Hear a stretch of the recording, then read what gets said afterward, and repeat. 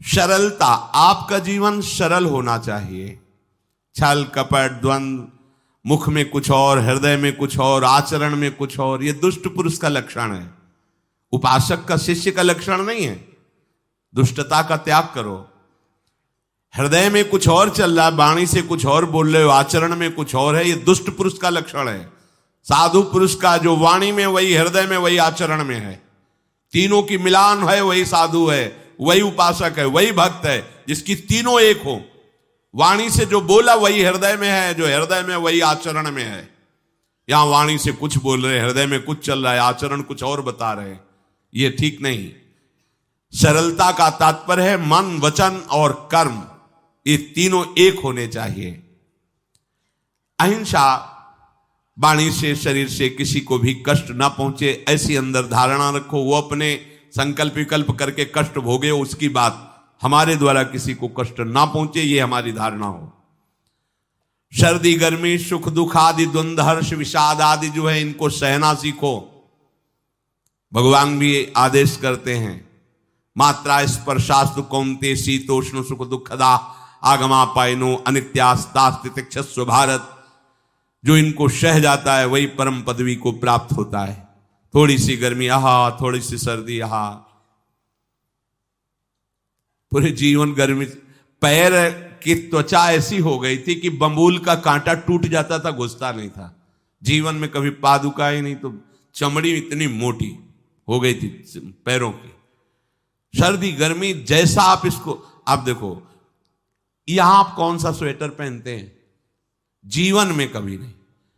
सर्दी में क्या होता है, यहां ये त्वचा नहीं क्या, हमें तो लगता है काफी सुकोमल अन्य अंगों से यहां की त्वचा है, कपोल नासिका नेत्र आदि। यहां क्या पहनते हो सर्दी में, क्या बिगड़ जाता है, क्योंकि अभ्यास है। गर्भ के बाद निकलने के बाद यहां कुछ ढका ही नहीं, यहां कुछ नहीं ढका, तो पूरे जीवन ढकने की जरूरत नहीं। और अगर पूरे अंगों में न ढका होता तो पूरे जीवन ढकने की जरूरत नहीं। जो जंगल में दिगंबर महापुरुष रहते थे गंगा के किनारे, कितने, तो उनको क्योंकि अभ्यास, और हमने अभ्यास किया कपड़े लत्ते का, तो अभ्यास, हमने अभ्यास किया एसी रूम का, अभ्यास किया गीजर से नहाने का, वो अभ्यास किया तीनों काल गंगा स्नान, वो अभ्यास, कुछ फर्क नहीं पड़ा इस जड़ शरीर में। इसको जैसे रखो। तो सहने का अभ्यास, यदि माया से मुक्त होना है तो सहने का अभ्यास रखो। ये जरा में ओह बहुत गर्मी, ये नहीं उपासक। गर्मी है ठीक है, शरीर का धर्म है, तो त्वगेंद्री में ताप लग रहा है, ठीक है, राधा राधा राधा। आप कहोगे प्रवचन करने से नहीं होता। कभी बिजली नहीं रखी ईद दाम में, कटवा के रखे थे, बिल्कुल नहीं। जितनी देर होश रहा आंख का हाथ से पंखा कर लिया, नहीं तो बस राधा राधा राधा, जो मिला मांग के खाया, कुछ आसन पे लेट। प्रवचन ही केवल नहीं रहे, अब तो जैसे जोई जोई प्यारो करे सोई मोहि भावे। नहीं, जानबूझ करके अपने शरीर को अधीन नहीं करना चाहिए। सुविधाओं की अधीनता, तुम भोगता नहीं, सुविधाएं तुम्हें भोग रही हैं। जितना तुम सुविधा भोगी बन जाओगे उतना तुम कमजोर हो जाओगे। सीधे प्रकृति का वार सहो, तुम महात्मा सुदृढ़ बलवान हो जाओगे। तुम्हारे आगे समर्थ शब्द लग जाएगा। जो प्रकृति के और विकारों के वेगों को सीधे सहता है उसे महात्मा कहते हैं। समहात्मा सुदुर्लभा यम ही न व्यथयन्ते पुरुषम पुरुषर्षभ सुख दुख समा। जिसका सुख दुख समान भाव, किसी भी वेग की व्यथा से हृदय व्याकुल नहीं होता, वो भगवान को प्राप्त करने का अधिकार प्राप्त कर लेता है। इसलिए सहनशीलता, प्रभु की लीलाओं का श्रवण और प्रभु के नाम का कीर्तन और प्रभु के रूप का ध्यान, ये तीन बातें बहुत जल्दी भगवत प्रेम प्रकट कर देती है। ये तीन बातें बहुत जल्दी भगवत प्रेम प्रकट कर देती हैं।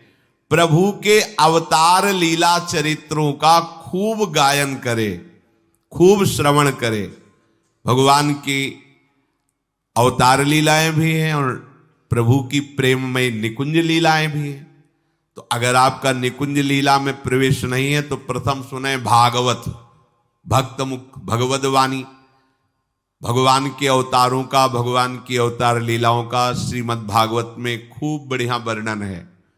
पढ़ो, सुनो, क्या होगा इससे? मोह का नाश हो जाएगा। दूसरी बात, नाम कीर्तन, ये तो महान अमृत है। बिल्कुल विश्वास कर लो, नाम कीर्तन अमृत है। ताली बजा के, मंजीरा बजा के, ढोल बजा करके, नाच करके, जैसे बने, अकेले, चार लोग, जैसे बने, नाम संकीर्तनम यस्य सर्व पाप प्रणाशनम। देखो, भगवत चर्चा ने महामोह का नाश कर दिया और भगवान नाम कीर्तन ने सब पापों का नाश कर दिया। नाम संकीर्तनम यस्य सर्व पाप, सर्व, पीछे बीच में जो भी जमा संचित क्रिम, सबको भस्म करने की सामर्थ्य नाम कीर्तन। ये जो राधा राधा आप बोलते हैं, बहुत अमृत है, बहुत अमृत। और प्रभु के रूप का ध्यान, ये तीन बातें बहुत जल्दी माया मुक्त कर देंगे, आपको भगवत प्राप्ति करा देंगे। प्रभु के रूप के ध्यान के लिए ही दिव्य श्यामा श्याम ने बिहारी जी का रूप धारण किया। ये किसी मूर्तिकार की रचना नहीं है। श्री राधा रमण जी सरकार, राधा वल्लभ लाल जी महाराज, श्री बांके बिहारी लाल जी महाराज, ये साक्षात प्रगट ठाकुर है। प्रिया प्रीतम हमारी दृष्टि में सामर्थ्य नहीं कि देख सके, वो तो हरिवंश नेत्रों से देखे जाते हैं। निकष कुंज ठाड़े भये भुजा परस्पर अंश, श्री राधा वल्लभ मुख कमल निरख नयन हरिवंश। हरिवंश नेत्र प्रकट हो जाएंगे, आश्रित जन हो, चिंता की बात नहीं। पर ये जो रूप प्रकट है, इसके ध्यान में तो तुम्हें कोई श्रम नहीं करना। बिहारी जी महाराज, राधा वल्लभ जी महाराज, राधा रमण जी महाराज, भर नेत्र देखो और अपने नेत्र के कैमरा से खींच लो फोटो। अब आप फिर इधर देखो, उधर वैसे ही खड़े नजर आ रहे, वैसे मुस्कुराते हुए दिखाई दे हर समय। और ये आदेश कर रहे हैं हरिवंश महाप्रभु, सब सोहित निष्काम मति, श्री वृंदावन विश्राम, श्री राधा वल्लभ लाल को हृदय ध्यान, मुख नाम। राधा वल्लभ लाल का ध्यान करो और राधा वल्लभ श्री हरिवंश बोलो, तो तुम्हारी मति निष्काम हो जाएगी, तुम्हें अखंड वृंदावन वास मिल जाएगा। प्यारे जो तुम्हें प्यारे लगने लगेंगे। ये तीन बातें आपको निश्चित भगवत प्राप्ति करा देंगे। इष्टम दत्तम तपोजप्तम वृत्तम यच्चात्मनः प्रियम, दारान श्रुतान गृहान प्राणान यत् परस्मै निवेदनम। जो भी तुम्हारे द्वारा यज्ञ दान तप अथवा जप सदाचार, ये सब प्रभु को अर्पित कर दो, अविनाशी हो जाएगा। प्रभु को अर्पित कर दो जो भी तुम्हारे द्वारा होता है। हे प्रियालाल, आपकी प्रसन्नता के लिए। फिर दोबारा कह रहे हैं, स्त्री पुत्र घर जीवन और अपने प्राणों का मोह त्याग करके, प्राणों का मोह त्याग कर। यहां पूरा समाज वैसे ही सब बैठा है हृदय में। देखो, जिस मार्ग में चलना उसे समझो। अंदर से केवल प्रिया प्रीतम में ही हमारी अहमता ममता होनी चाहिए। प्रभु सच्चिदानंद श्री कृष्ण चंद्र जी को अपना प्राण प्रीतम मानने के लिए ये जितनी जगह आप अपनापन किए हैं समेटना पड़ेगा। सबकी ममता ताग बटोरी, मम पद मन बांध बर डोरी।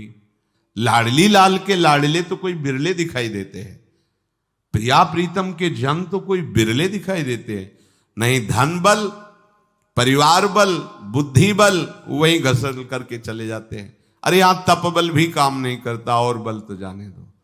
यहां हारे को हरे नाम, हार गए, गले पड़ गए। गले पड़ जाओ, बढ़िया, इसी जन्म में कल्याण हो जाएगा। गले पड़ जाने का मतलब, जैसे कोई गले पड़ रहा हो तो उसका मतलब समझते हो, मारो पीटो गाली दो भगाओ। नहीं भागे, वो गले पड़ गए। बोले अब क्या करें, गले ही पड़ गए, आप क्या करें। ऐसे ही पूज्य श्री स्वामी राम सुखदास जी महाराज कहते, श्री कृष्ण के गले पड़ जाओ भैया, इसी जन्म में तुम्हारा कल्याण हो। भगवान के गले पड़ जाओ। गले आप तो जैसे भी हैं, आपके हैं, अब तो हम खूब हल्ला मचा कहेंगे कि राधा वल्लभ लाल के हैं, तुम्हें अपनी इज्जत बचा ली तो सुधार लो हमें। समझ गए, ये है गले पड़ना। हाँ कहावत, लंबा तिलक लगाएंगे और जय राधा वल्लभ लाल की बोलेंगे, और आपके लायक तो हम हैं नहीं।